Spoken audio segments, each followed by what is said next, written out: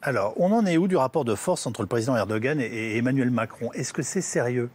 Oui, c'est très sérieux. C'est très sérieux parce qu'il faut toujours se rappeler que la France a été et demeure la première puissance de Méditerranée. Que Erdogan a véritablement, c'était cet été dans la mer Égée, pour tous ceux qui aiment les îles grecques, ils s'en souviennent.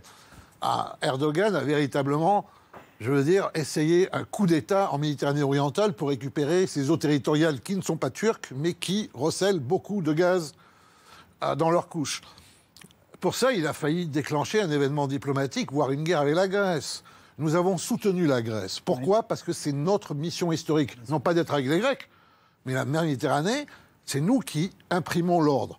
Ensuite, il est parti au Haut-Karabakh pour soutenir les Azéris, les Azerbaïdjanais. Il leur a apporté des armes, mais aussi des miliciens qui sont d'anciens djihadistes syriens, puisqu'il est aussi en Syrie. La Syrie, c'était un protectorat français, n'est-ce pas? Au Liban, il intervient, il veut pousser les frères musulmans, parce qu'il est à la tête de l'internationale des frères musulmans. En Libye, il aide aussi les frères musulmans contre notre politique. L'Arménie, vitale aussi pour la France, pour des raisons historiques, mais aussi des raisons stratégiques, le Caucase. Partout où nous nous cognons à lui, la sortie d'Erdogan, elle est terriblement... C'est pas son but, mais elle va contre tous les intérêts français.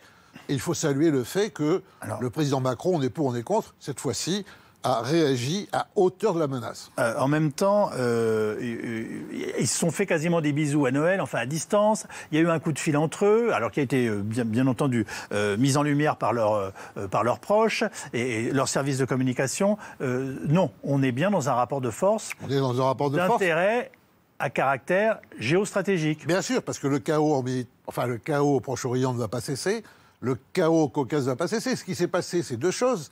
La première, c'est que Erdogan est obligé de rabattre sa voilure. Oui. Pourquoi? Parce qu'il y a Joe Biden qui arrive au pouvoir, il est interventionniste, contrairement à Donald Trump, à la Maison-Blanche. Et deuxièmement, c'est que sa sortie au Haut-Karabakh, il a gagné beaucoup.